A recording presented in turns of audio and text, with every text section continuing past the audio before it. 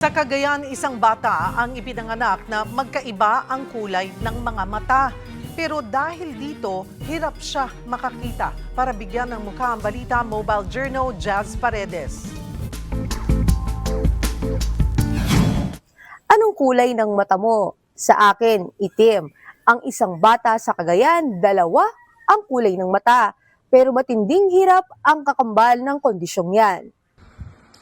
Pat on a clean dress. Halos sidikit na ng 9 anyos na si Ronalyn sa kanyang mga mata ang papel na binabasa. Nakadikit po, ma'am, yung pagbasa niya, ma'am. Hindi po niya mabasa kapag malayo po. Pag magbasa po siya, malapit na malapit po. Pag-angat ng kanyang ulo, mapapansin agad na may kakaiba. Ang kulay ng kanyang mga mata, magkaiba. Since birth na raw ito, sabi ng kanyang ina. Kulay asul ang kaliwa at hindi nakakakita. Ang kanan, kulay itim pero malabo. Sa kabila nito, grabe raw ang pagpupursige niya sa eskwela. Po ako kasi, kada gabi po kasi siya nagbabasa ng English. Kasi yun po kasi yung sinasabi ng teacher niya.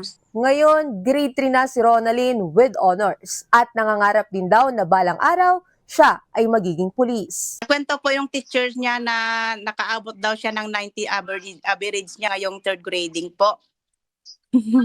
Tap ko po siya na mas anuhin niya ngayong fourth grading po. I-maintain po niya. Sa tanong kung napatignan na ba si Ronalyn sa espesyalista, sagot ng kanyang mga magulang, hindi, dahil magastos din. Bunso si Ronalyn sa 5 magkakapatid. Si tatay, magsasaka. Si nanay naman, nag-aalaga ng baboy ng kanyang kapatid. Pero alam nila na mas magiging mahirap kung magtatagal ng ganito ang sitwasyon ni Ronalyn. Problema ko po kung mag-high school na po siya, kung paano po siya doon. Noong maliit, palagi siyang nahuhulog yan sa may kanal. Gusto ko lang po sanang humingi ng tulong, ma'am, para sa salamin ng anak ko, ma'am. Mga kapatid, Mobile Journal, Jazz Paredes po, hatid ang mukha ng balita.